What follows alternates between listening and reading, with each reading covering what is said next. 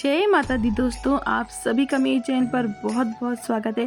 आज मैं आपके साथ शेयर कर रही हूँ चैत्र नवरात्रि की महत्वपूर्ण जानकारी कि चैत्र नवरात्रि कब से है, कलश की स्थापना, घट स्थापना का शुभ मुहूर्त क्या है। तो चलिए हमारे वीडियो को शुरू करें। चैत्र माह के शुक्ल पक्ष की प्रतिपदा तिथि से चैत्र नवरात्रि की शुरुआत होती है।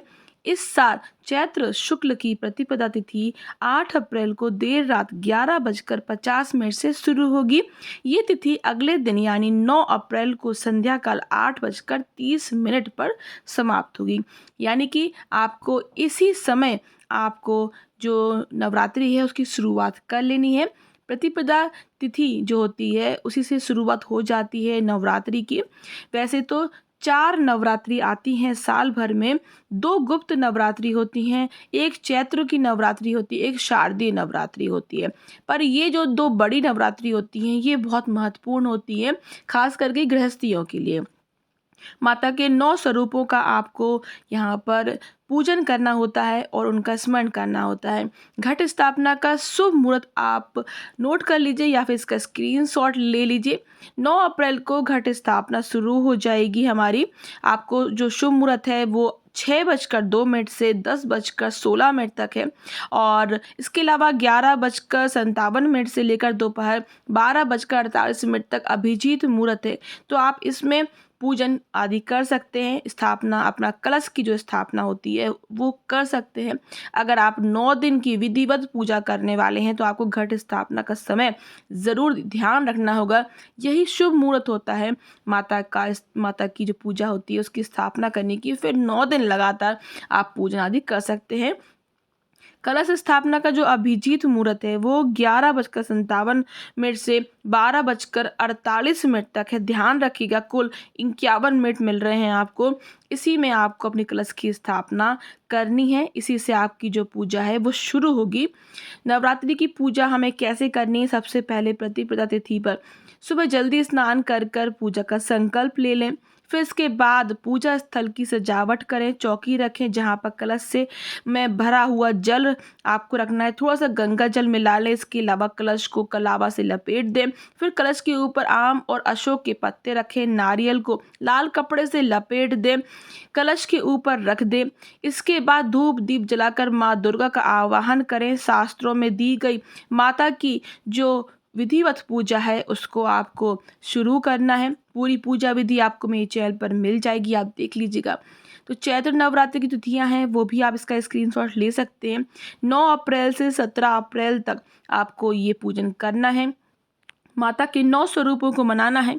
जय माँ शैलपुत्री, ब्रह्मचारिणी, चंद्रघंटा, कुष्मांडा, स्कंद माता, कात्यायनी, कालरात्रि, महागौरी, सिद्धिदात्री, नमस्तश्री नमस्तश्री नमस्तश्री नमो नमः। तो 17 तारीख को ही रामनवमी का भी पर्व मनाया जाएगा। उसका वीडियो मैं जल्दी ही शेयर कर दूंगी, कैसे आपको रामनवमी की पूजा विधिवत आपको शास्त्रों में दी गई जो पूजा विधि होती है वो मैं आपके साथ शेयर करूंगी, तो आप देख लीजिएगा। और इसके बाद आपको मैं अभी शेयर कर रही हूँ कि हमें कलश की स्थापना कैसे करनी चाहिए। जो कलश का जल है वो हमें कैसे तैयार करना होता है, उसमें क्या क्या डालना होता है, तो वो भी आप ध्यान से देख लीजिए, जिससे कि आपके लिए बहुत ही यूज़फुल रहेगा। आपको सही जानकारी, सटीक जानकारी मिल पाएगी। तो ये देखिए, इस तरीके से मैंने चौकी बिछा ली है, माता की स्थापना कर ली है। अब यहाँ पर जो हमने चावल लिए हैं, साबुत चावल, उससे हम अष्टदल कमल बना लेंगे। आप स्वास्तिक भी बना सकते हैं चावलों से। फिर इसके बाद एक आपको लोटा लेना है। यहाँ किसी भी धातु का आप लोटा ले सकते हैं। इसमें आपको कलावा बांधना है। कलावा आपको कहीं पर भी, रक्षा सूत्र किसी भी पूजा की दुकान पर मिल जाएगा आसानी से। इस तरीके से आपको कलावा बांधना है। माता रानी के 9 स्वरूपों का स्मरण आप मन में करते रहें। माता रानी के जितने भी मंत्र आपको याद हों वो आप मन ही मन बोलते रहें। इसके बाद में आपको शुद्ध जल भरना है। बिल्कुल आपको यहाँ पर इसमें लापरवाही नहीं करनी है।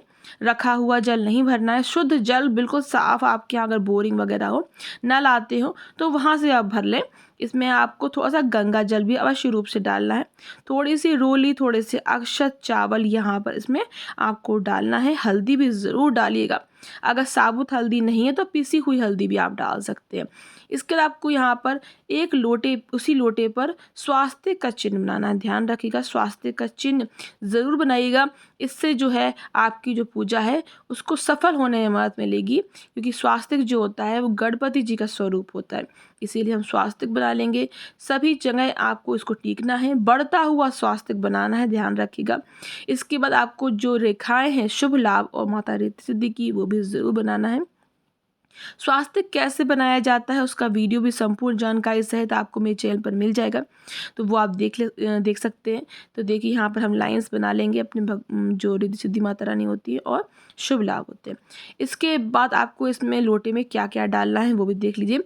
ध्यान रखिएगा, जब भी आप माता की पूजा करते हैं, खासकर कि नवरात्रि में, आपको स्वच्छ कपड़े पहनना है। साफ कपड़े, कोरे कपड़े पहन के पूजन करना है। आसन पे ज़रूर बैठिएगा।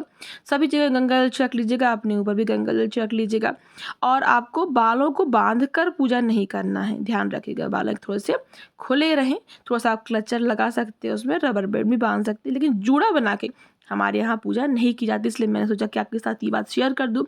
एक हल्दी की गांठ, एक पुष्प, हो सके तो लाल पुष्प, एक लौंग इलायची का जोड़ा यहाँ पर आपको डालना है। थोड़े से अक्षत उस लोटे में ज़रूर डाल लीजिएगा।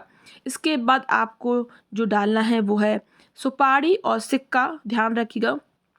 ये चीज़ें अवश्य रूप से डालिएगा। इसके साथ आपको एक कमल गट्टा और एक सुपारी, या ध्यान रखिएगा एक कौड़ी ज़रूर इसमें डालना है। ध्यान रखिएगा, इस तरीके से आपको ये सभी सामग्री पूजा की दुकान पर मिल जाएंगी। उसके बाद एक सिक्का हमने डाल दिया। अब इसको हम उस कलश जो हमने चावल का ढेर बनाया था अष्टदल कमल का, उस पर रख देंगे। भगवान की यानी कि माता रानी के दाहिने साइड, राइट साइड पर आपको कलश रखना है, और लेफ्ट साइड पे हम जो जवारे बोते हैं वो रखते हैं। अगर जवारे नहीं भी बो रहे हैं तो कोई बात नहीं, आप वहाँ पर दीपक जला सकते हैं।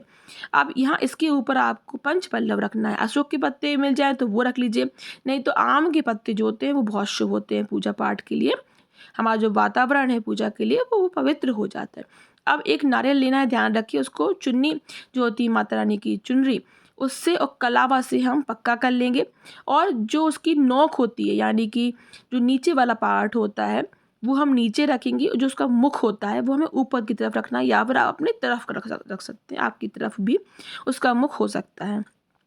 माता की 9 स्वरूपों का पूजन विधिवत रूप से अगर आप करते हैं तो आपके घर में सुख शांति समृद्धि आती है। आपकी हर एक मनोकामना पूर्ण होती है। माता जो होती हैं वो सच की साँची होती हैं। सच्चे दिल से मांगी हुई हर एक विनती को वो पूर्ण करती हैं। पूरी पूजा विधि और जवारे कैसे बोते हैं, कलश की स्थापना मैंने आपको बता ही दी है। सभी जानकारी आपको मेरे चैनल पर मिल जाएगी। फिर भी अगर आपके मन में कोई क्वेश्चन हो, कोई डाउट हो, तो आप मुझसे कमेंट करके पूछ सकते हैं। आप मुझे मेल भी कर सकते हैं। आज का ये वीडियो मैं यहीं समाप्त करती हूँ। आपको सभी को चैत्र नवरात्रि की बहुत बहुत शुभकामनाएं। जय माता दी।